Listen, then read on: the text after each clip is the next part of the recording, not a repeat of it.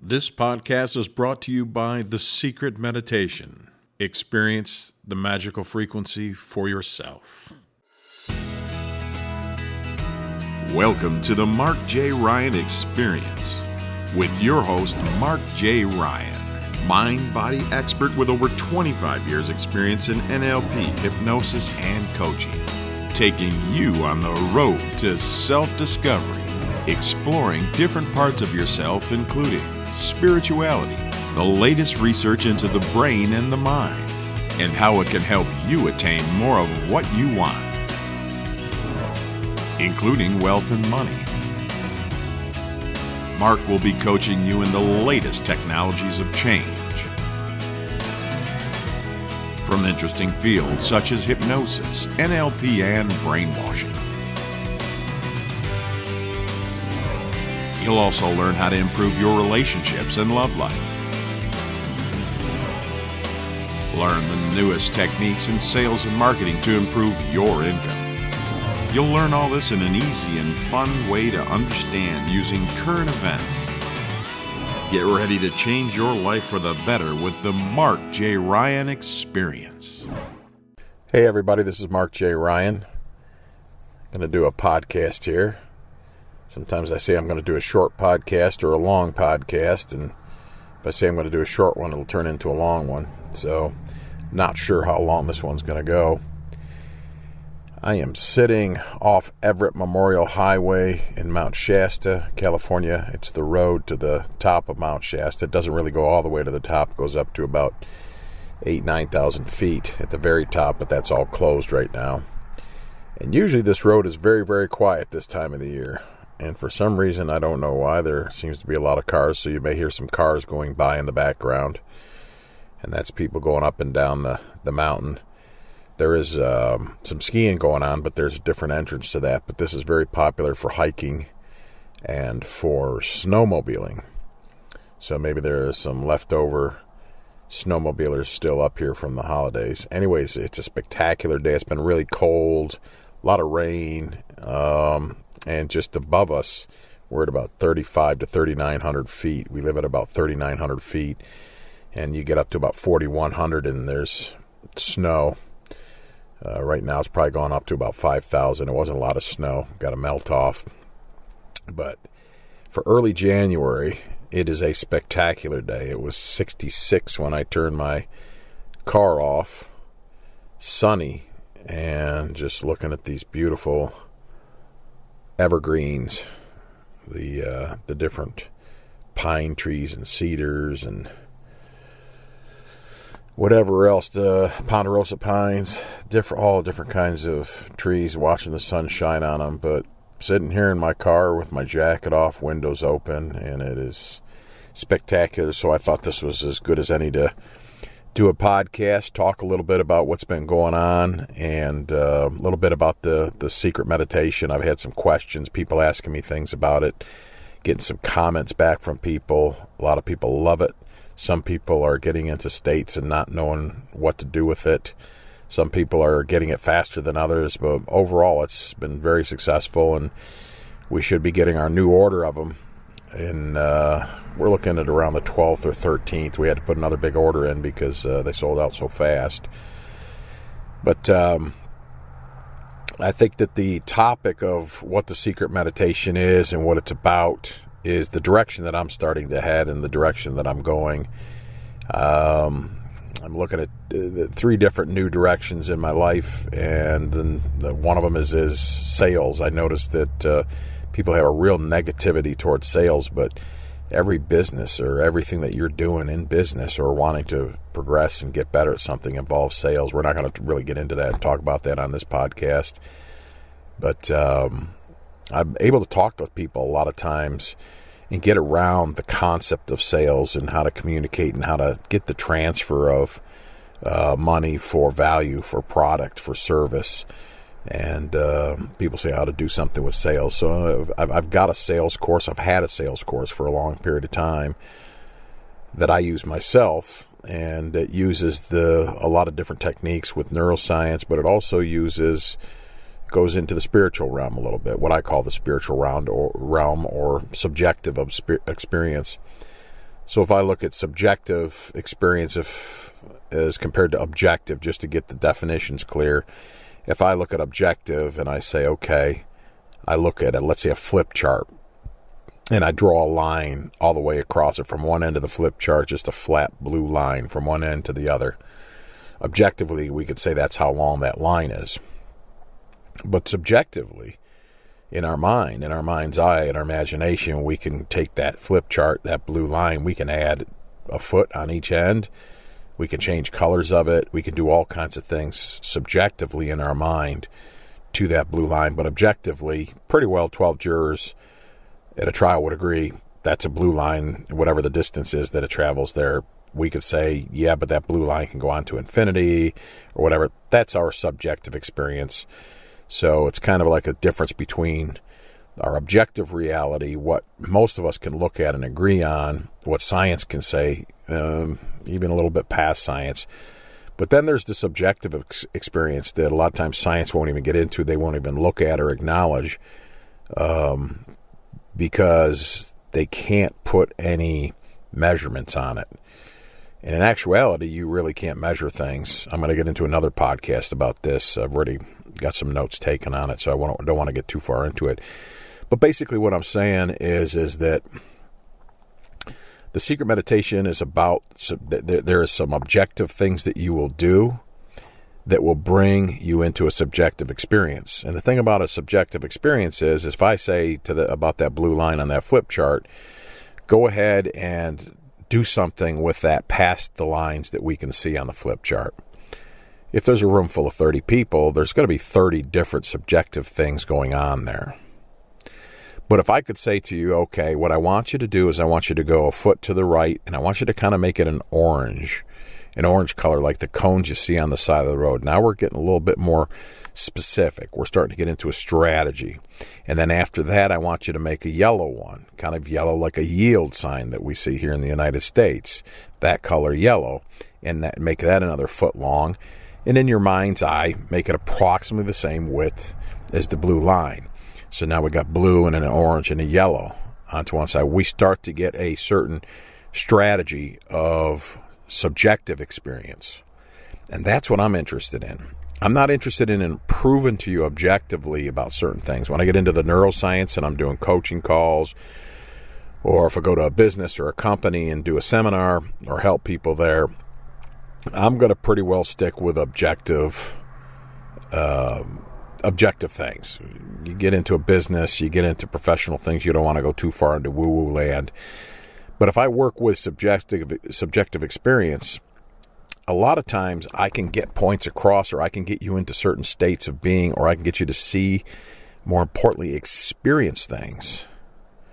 That's one of the things about science fiction. You know, we look at it and say objectively, okay, it could be a possibility, but there's a lot of things you can do in fiction and science fiction that if a nonfiction reader is just not going to go for, and say, well, that's just not credible. The movies, the same thing. You watch movies and you go, I'm not going for that. You know, sometimes if there's too big of a gap, it kind of brings you out of the story and go, okay, I was following that, but that just is a little bit too much. I'm not going to go there.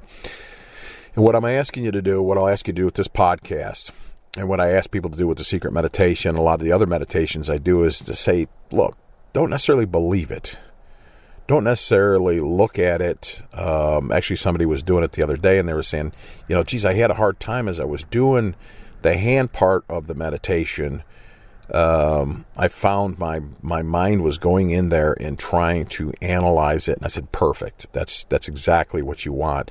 You want to start noticing what parts of the mind come in there and then go back to the meditation. That's what the direction is to say, to not have say, well, that's bad. No, that's not bad. That's not good. You're just noticing something within your subjective experience, a pattern that wants to go in and analyze things. And it starts to make you become aware of these little parts of yourself, these little thinking parts, these little feeling parts. And what I'm looking to do with this is to begin a process that, if we go back to the blue line across the flip chart, we say blue, orange, yellow. There's been a lot of people that have done subjective experiments that have come up with different ways of seeing the world, different experiences in their body. And I'm not going to say you're going to get something similar or exact, but you're going to get something similar that you can play with and tweak a little bit. The biggest recognition is that you do have a subjective experience, and there are things that you can do with it, and that nobody has taught you that there's these possibilities. People talk about meditations. There's thousands and thousands of, there's an unlimited amount of meditations that you could do. Basically, it's the people say it's going inside, but there's open eye meditations that you can do. Things that, and it's all about where you're putting your attention and where you're putting your awareness. If we take the sky, we say, okay, there's a lot of astronomers that have, mapped out, Orion's belt and, the different star systems that give you kind of a reference point where you can put a little bit of imagination over the stars and see Orion's belt and then see an archer there.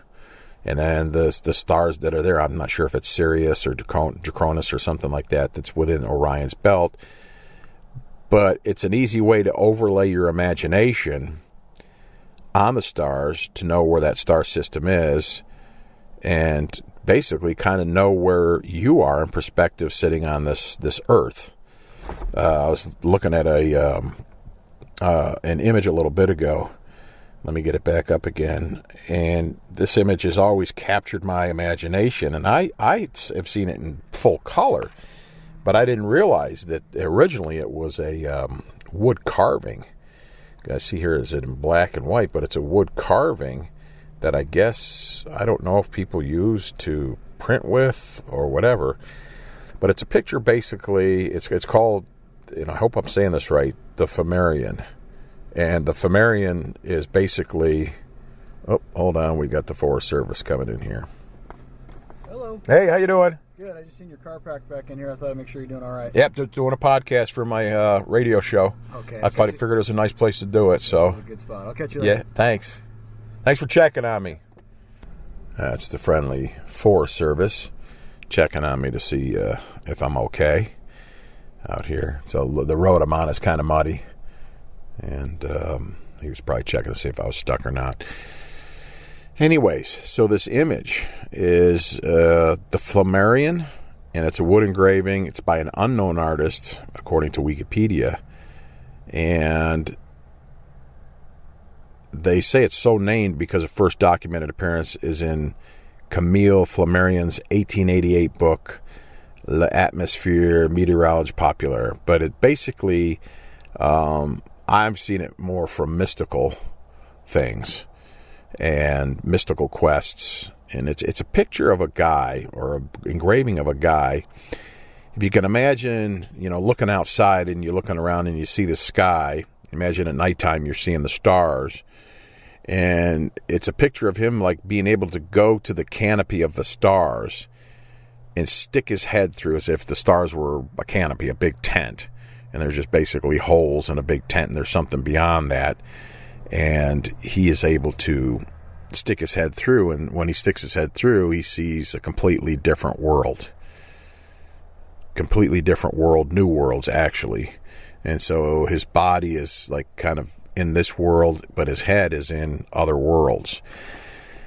And this meditation, it's really comes from old Jewish traditions.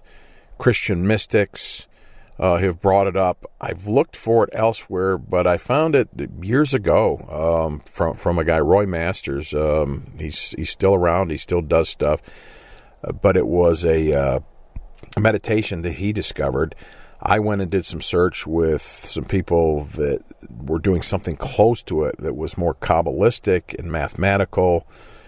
And I took part of the meditation, not the whole meditation. The whole meditation goes in and goes to a place that I really don't want to take people in general. So I kept it to a part that everybody can get a connection with and everybody can understand. But like going back to that board with the blue line, the orange, and the yellow, it's a system that they discovered that if you do and apply a strategy with your body and your mind and your thinking at the same time, like I've got the Mind Power for Free meditation, which is up and it's for free. I've got another vehicle coming out here. But it is a certain meditation that you can do with your eyes, your breathing, and your body that changes your actual state from a parasympathetic, he's beeping, from a sympathetic nervous system, which is the fight or flight. Yep, I'm going to take a pause here. Grace, come!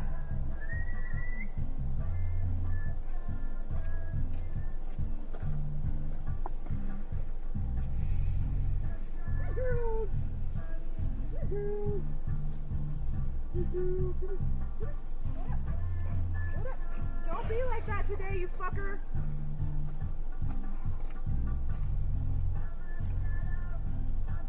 Nice mouth, huh?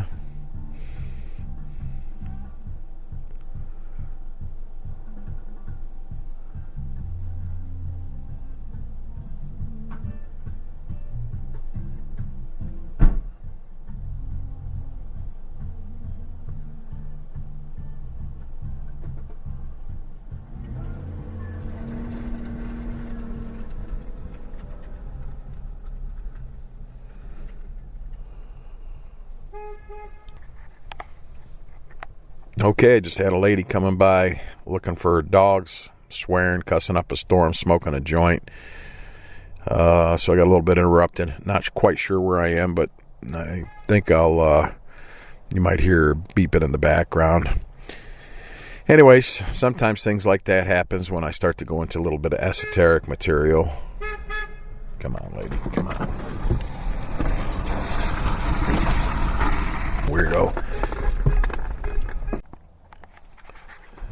Okay, I think I'm back from those interruptions. This is really funny that I'm getting so many interruptions. I can sit out here sometimes, maybe see one or two cars all day going up and down this highway, and already had the Forest Service police come and ask me if I was all right, and then some crazy lady cussing a storm, smoking a joint, beeping her horn, and looking for a dog. And there's a lot of different people up here in Mount Shasta, California. I know there's different people in every town, but I've lived in a lot of towns. There's some really different people up here. Some really great people, too. Anyway, so what we were talking about was the Flammarion engraving. And the picture of the man's head popping out of what he sees as his objective world, parentheses, or should I do it the new way, hashtag parentheses, real world, real sky. And then he pops out of it and then sees many different worlds. But they're kind of going in one direction. And I say, with the secret meditation, the way it works is it actually flips that around. So with the Flammarion, and I highly recommend you Google it so you know what I'm talking about, he's looking outside the solar system or outside the stars to see that there's a bigger world outside there. And I'm saying basically that, yes, it is accurate. The farther we go out, the bigger it gets. I'm suggesting from a subjective viewpoint that you can actually look inwards and it's an actual bigger world. It's a bigger world. And this is what I started and developed the secret meditation, what it's about, because it includes your imagination. It's not just a world where, like, if you remember something, a memory of where you used to live as a child or what kind of car you used to drive, you're having a memory, a subjective experience about objective things. And because things are changing all the time, it's not going to be accurate. It's not going to be 100% accurate. There's probably going to be things that you forgot. The size inside your mind's eye is not the actual size of the car. It's just an image in your mind. So what I'm saying is you can add all that on top of, but there is an inner experience through much of my research with people that have claimed to be awake, claimed to be enlightened. Whether you believe it or not, they say constant things. They say the best they can in words about something that, first thing they say, it's undescribable, but they're going to do their best to describe it. And of all the people that I've listened to, watched, and read about, they're pretty similar experiences that they're going through, and they talk about this incredible stillness, this incredible darkness, let's say, but not dark in a bad way. There's a thing called embodied cognition, which they're using a lot now in neuroscience and discovering of the body. Embodied cognition basically is to say they did some tests with people that went into a room and they handed them a warm glass of tea or coffee or hot cocoa. And as they had that in their hands, they would ask them questions and monitor their responses. And then they would bring people in that didn't have the warm cocoa or coffee, and they would ask them questions about different people and what they thought about. They show pictures of different people. And the people that had the warm glasses in their hands had warmer responses to the pictures than the people that didn't have anything in their hand. So, again, that's an objective thing. That's a test. You can go look that up and find out about embodied cognition. I don't want to get too far into that. To me, that diverts away from the point that I'm trying to make. And if you really want that information, it's available. And there's a lot of people that teach it. I'm looking for it just to give you a sense and an idea that the same thing when they had something cold in their hands and they put the pictures up, it wasn't as good a response as the people that didn't have anything or the people that had something warm. So that as we think about things darkly, a lot of times we think the dark is scary, the dark is bad, the dark that we can't see that far. There's certain things that attach to that meaning, but it doesn't necessarily make it true. So what I'm doing is flipping it around and saying, what if you could actually see farther in the dark? And as an example of that, look up at the sky during the daytime. You don't see any stars. But when it gets nighttime, if it's not cloudy or foggy or raining or anything like that, you can get a really, really good view of the stars. If you're in Los Angeles when it's nighttime, you've got a lot of light pollution. You got a lot of noise pollution. When it gets dark, you may not see very many stars if you see any stars at all. But you come up here to Shasta, where there's not much light pollution, and you go on certain parts of this mountain and certain back roads, and there's no noise or light pollution, because a lot of times your hearing will actually distract from what you're seeing, because you're separating the amount of attention that you're putting on each sense. But up here, you'll have spectacular views of the night sky. So there's a difference in where you are and how you are. When you're doing meditation, it's a similar type of a thing. You're going to have experiences. And when I say experiences, let's talk about stimulus. I'm going to go around in a circle, but I'm going to come back. So stay with me. Just let your mind flow. Just go along with it. I'm doing my best not to have to get you to think too much, but just experience and get into a feeling, to get an understanding, to get a gestalt, of everything that lets it come in, and maybe get an aha experience.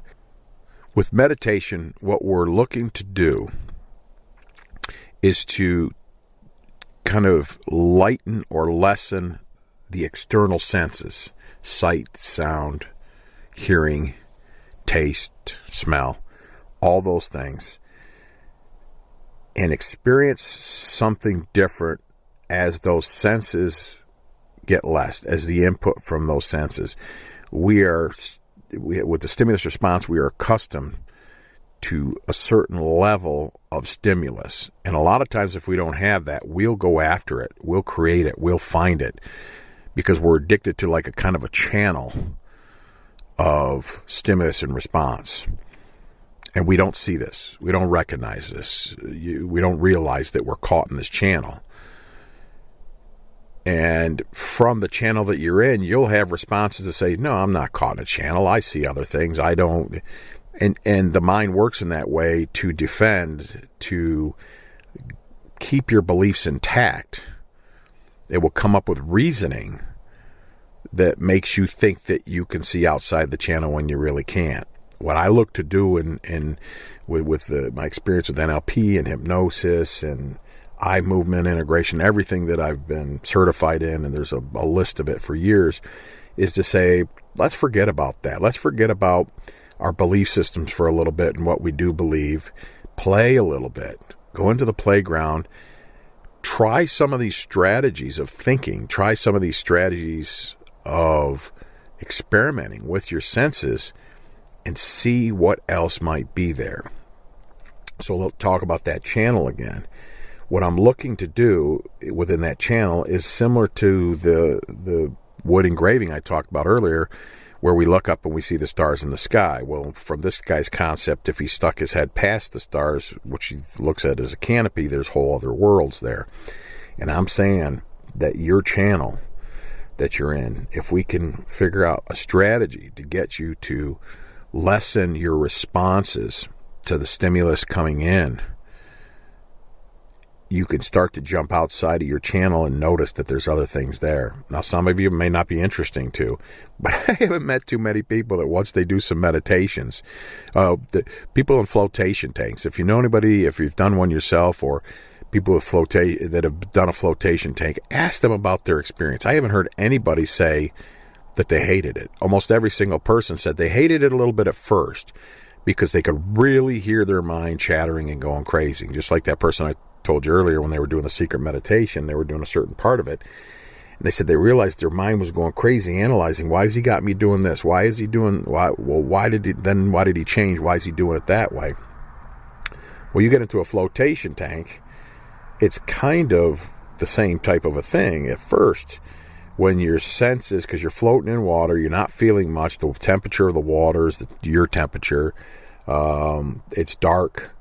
So what you tend to notice a lot is your internal dialogue, what you're saying in your mind, what kind of things are going on in your mind and the chatter that's going there. But if you stay in it long enough, something magical begins to happen when you're in one of those float tanks, is that chatter starts to quiet down and you start to get more into a little bit into the visual.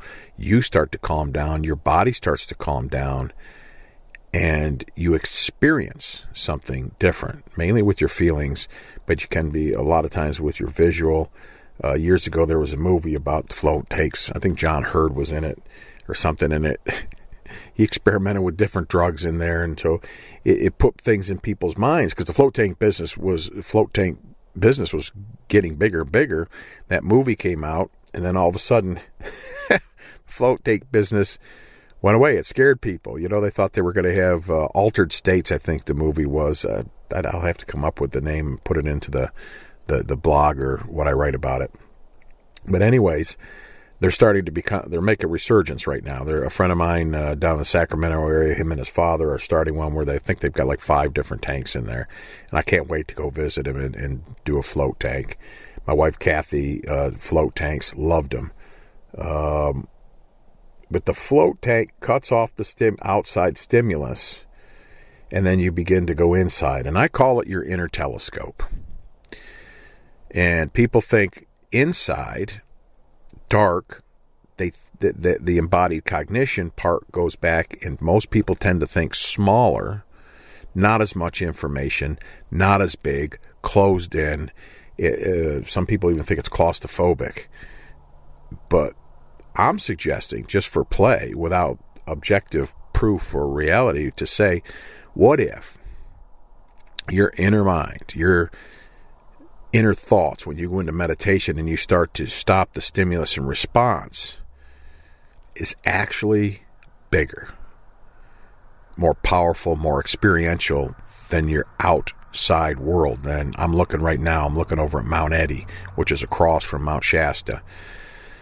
I'm looking at some beautiful pine trees, some snow on top. I'm looking at the clouds. I see some contrails going by from jets going north and south up to Seattle and Portland, from LA and San Francisco. It's a big trail of planes where they go back and forth. But I'm looking at the mountain.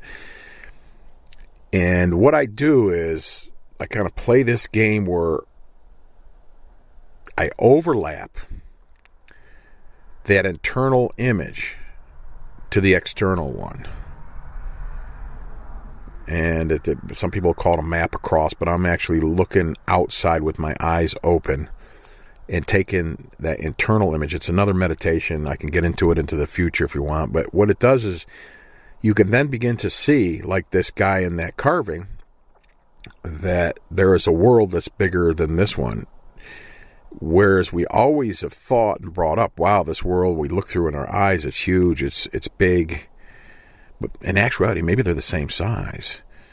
But if you can adjust the size, make the internal one bigger than the external. That's why we're talking about this, because we're mostly used to looking at the external world and thinking that's much bigger than what we have inside. My suggestion is that you can use a telescope inside. You don't have to use binocular or a microscope. You can use binoculars. You can use a telescope. There's that far of a reach and depth. And it doesn't just go with visual, it goes with feeling. There's a feeling to it. There's an experience to this. So meditation basically is to, first of all, cut off your attention and your awareness from your senses, begin to go inside and experience something different. Well, if there are thousands or an unlimited amount of ways to go in there, just like if we look up at the sky at nighttime, we see Orion's belt, and we put an image there, kind of reminds us that, okay, there's something in that part of the sky. But if we have our telescope focused there and only there, we're missing out on the rest of the sky. You know, as the Hubble telescope goes deeper and deeper into space, as it looks at what they thought was like black holes or the darkest parts of space, and they really zoomed in and focused on that, they found all kinds of galaxies in there. I mean, just loaded with galaxies, like this endless. So they find the bright parts and they can just see a ton of galaxies there. And now they go into the darkest part of space, and as they zoom in on that, they're finding the same thing there. So there's an unlimited amount of places that you can place a telescope and look in the universe objectively. There's even more that you can look internally. What I'm playing with is, what have people discovered over the years through their exploration? What kind of strategies of meditation, what kind of strategies of perceiving and putting their attention and their awareness inside, once the outside stimulus begins to wane, slow down, like in that float tank, where can you put your attention? And if you put your attention different places, you'll have different experiences. You think about somebody that you know, your life was going along in a certain direction, you meet somebody, the love of your life, and all of a sudden those experiences, those feelings inside, make you look at this outer life differently. You know, everything looks bigger, brighter, happier. You're just full of joy. You're full of love. You have a child. You watch the child being born. You hold the child in your arms. That emotion carries with you into that external world. With meditation, and specifically I'm talking about where I have this telescope focused, this inner telescope, because I've done a lot of meditations. I've just not experienced anything so rich as the secret meditation and what it can bring, that telescope and the information and the feeling. You begin to bring that inner sense, those inner feelings, that inner experience to your outer world, and it changes it. And the great thing about it is, if you don't like it, you can go back to the way you were. You can just go back and do things as you've been doing them. Because that's what happens to a lot of people. We have a tendency to forget, to experience. Even the Mind Power for Free that we put out there, mindpowerforfree.com, that we just give away, that's a great exercise. And sometimes when I'm going through stressful times, it might be a day later and I'm going like, oh yeah, I forgot. Mind Power for Free, I can use that. We have a tendency to go back, and that's why people say, if you're doing a meditation or you're doing an exercise, keep doing it. Do it more and more, because you're going to condition your body to expect it. Same thing with exercise, same thing with diet, same thing with being successful in business. There's small steps, small constant steps that you're constantly doing that improve. And what I'm saying is I've got a bunch of great meditations. The secret meditation is the best one I've done. It's the richest one I've done. But I'm going to continue to put some out there in the future. Some paid for, some not paid for. Probably most of them inexpensive. People that have the secret meditation, I'm going to keep putting them out there, different ones, so they can play with it. They can texture it. You know, you talk about baking a cake. You can just bake a cake and put no flavor in there and have a white cake that's white flour. But then you can put some vanilla flavoring into it. You can put some chocolate, some strawberry. You can make it into a, my favorite, German chocolate cake. So what I'm saying is that you can texture these external experiences and start playing in the playground And what happens is it begins to shift who you are, shifts how you feel about the world. And that feeling is noticed by you. I'm saying it's noticed by this reality. It's noticed by people. People can tell, say, what's going on with you? Why are you feeling like this? You seem different. Did you get your hair cut? What did you do? Did you lose weight? New clothes? What? And you haven't done anything different, but you're feeling different. They can tell when you're in love. They can tell when you're upset. They can tell when you're grouchy or angry or whatever. And that affects your outer reality. I'm personally, in my opinion, I think with these experiences, I know it doesn't just affect that. It affects more. And I don't want to put too much stuff in your head because I want you to experience it yourself. What starts to begin to happen? I've got one guy wrote me back and he says, I at first I'm a little agitated, just like this person told me today. They were agitated, kind of analyzing. But he says by the time it's done, I'm sitting there in the state of awe. And then what do? Well, how many people get to sit in a state of in the awe they've never known before? That's incredible. Sit with the awe for a while. See what happens. Enjoy that. Stay with the awe. Let that happen for a little bit. And then you can play around. You can do other things. But people long to be in states of awe. And here he is getting to the end of it every single time into a state of awe. Stay with that state of awe for a little bit and see what happens as it grows and as it expands. And as you walk around in that and you talk to people in that state of awe, you experience your reality in that state of awe. Even out here, as I'm feeling this incredible awe, looking at these trees glistening in the sun, the pine needles and the blue sky and the mountain, it's shifting me as I'm even talking about this and remembering and going into that state. My interaction with this reality changes and shifts. People talk about, I put out a lot of products in the past, successful and make money and things like that. Part of what I discovered about those people that make money legitimately in a decent way is their love for the product, the love for the value that they give to it. They get up loving, wanting to do what they want to do so they can give, so they can see people happy and everything like that. So I'm also looking at that for the success in life, the success in your relationships, in your career, how you experience it. But when you get into outside of this channel, when your head starts peeking out, you do these meditations. And I'm not saying mine's the only one or the best one out there. It's the best one I know.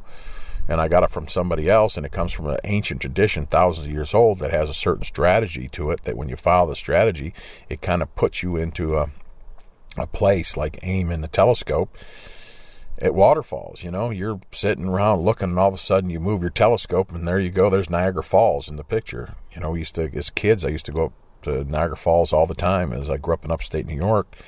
We'd have these binoculars that you could rent. You put it used to be like a nickel, and then I think ended up putting a quarter in there.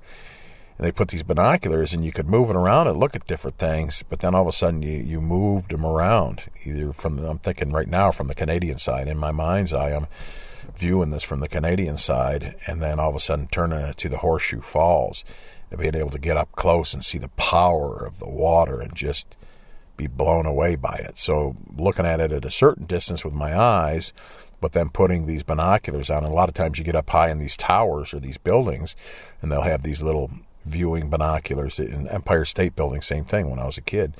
And then you could zoom in and get up close and get a different experience of it.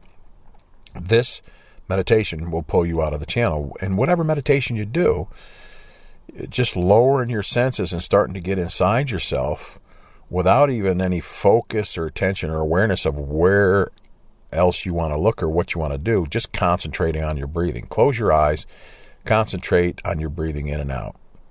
Count it. You can count 1 in, 2 out. Just do that for a little bit, and you'll start to calm down and you start to settle down. Your body feels better.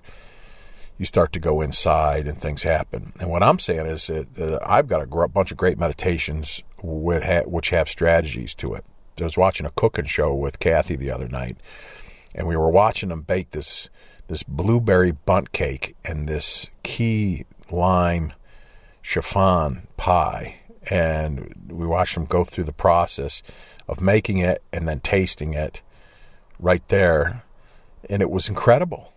It was incredible watching how they had, and it's like, how did they discover to do these things certain ways, to first put the blueberries, and then the secret comes out. And she says, okay, the blueberry bundt cake took 150 tries to get it to where we think it's perfect and can put it on the show. And we started laughing. And it's like, that's it. You know, what is it that you can do? What are all the different things they did 150 times that had blueberry bundt cakes? But the one that when we agreed, we were like, wow, we've never seen a bundt cake cooked like that before, where the blueberries stay in a certain way, and how they gelled it and put it in the freezer. But they had to experiment and play with it, and all the different flavors of pastries that you can think of and everything. It's like that. I'm using food. I've used food a lot. I enjoy food, sometimes too much. But it's that kind of experience that begins to happen when you go inside and you learn to play like that. And you mix things up and you have these different experiences and you realize, oh my gosh, I've been in a channel, you know, and I'm starting to get outside of this channel and discover that I can have a different experience here in this lifetime. Now, some people get it quicker than others. And like I was talking about earlier, if you live in LA, you might have to do some traveling, or you might have to do something different, get high on a mountain or get a certain type of a telescope or to see the stars, because there's a lot of light pollution. But if you come up here in Shasta, or you found a nice, mountainous area that's outside of a, city, and the full moon isn't out, and it's, it's, let's say, a new moon where it's dark, and you look and it's just amazing, mind-blowing, the difference of how you can see the stars better. So in the analogy that I'm using of that is, a lot of people have more internal conflict. They have more internal stimulus response.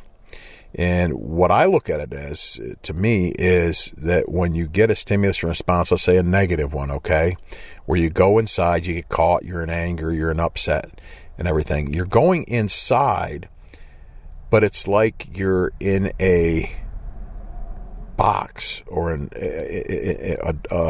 it could even be something that, like a windowed box, that where the windows are all blacked out, or you have curtains, or you go into a room with no windows at all. Even though it's imaginary and it's subjective and it's internal, it's in your mind and in your mind's eye, you're going inside, but you're limiting what you see inside.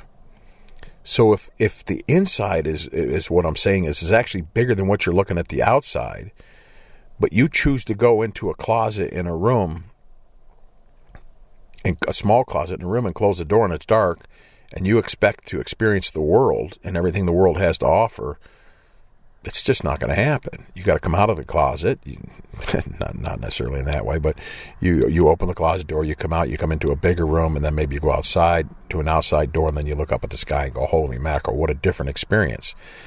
And what I'm saying is, a lot of times people are upset and stressed so much of the day that when they do go inside, they're going into closets all the time. They never get to really experience the openness and the calmness and the peace and the experiences that are there and available to them.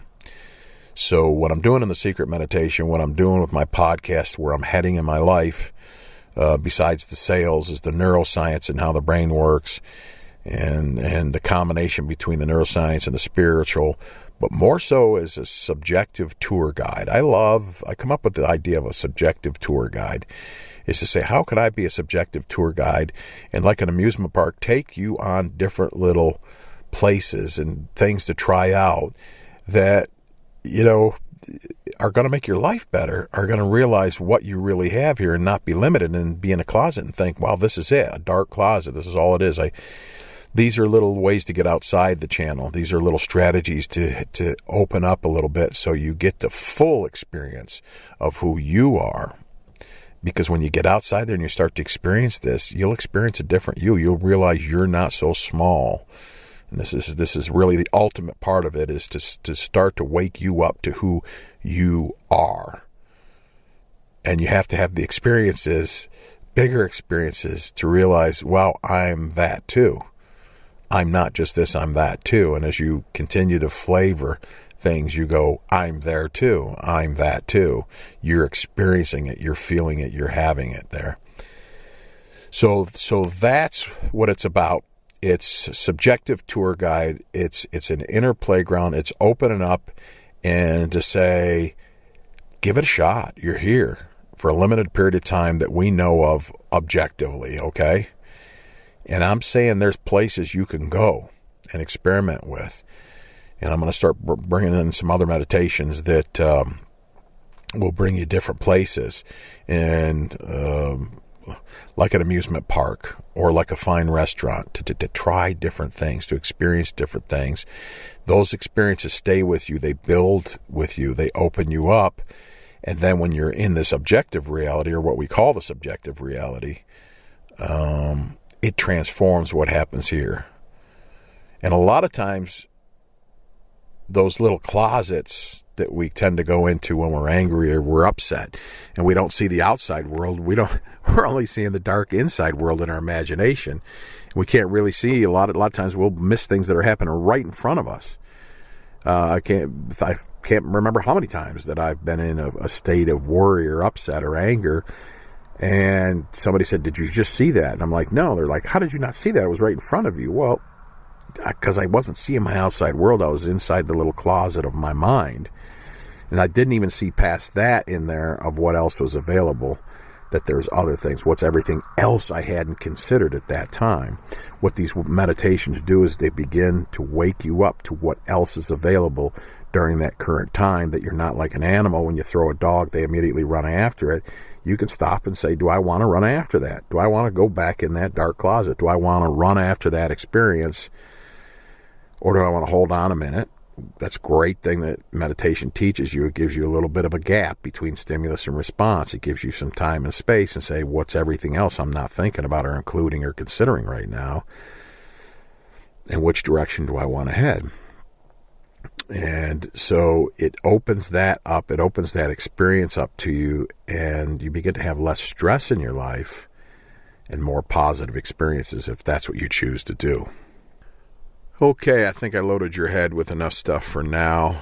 The next podcast, the next thing I'm going to get into a little bit more is about these personal experiences and how a lot of times we think we're experiencing similar things, but how we're not. How we're all, the same things, but we're not. We're experiencing similar things, and some people are experiencing dramatically different things. I'm going to get into a little bit where we're going to take now. We're going to go to the microscope. We kind of went outwards with the telescope. I'm going to take a microscope, which really is a telescope, because the farther you go with the microscope, the more space they find, the bigger they find. So, but we want to make some distinctions that can be part of that pause, that gap between stimulus and response, where you start to consider these things when a stimulus hits you. And I'm going to take you into some distinctions about experience where you might start to consider what might be happening with you and your patterns and that other person and their patterns, and maybe just the patterns of the universe or the earth as a whole, and to give you a bigger picture. So as we go into the distinctions and look at them smaller, they're actually going to open up. They're going to be more inductive. It's going to open the picture, because everything else is a lot more than that specific thing. And as you consider that and everything else, the picture gets bigger, your experience gets bigger, you get bigger, you start to realize more and more of who you are. So, hope you enjoyed it. I'd love any suggestions, comments, and those of you that are doing the secret meditation, or just from even this is the meditation I suggested on following your breath, or maybe the Mind Power for Free meditation.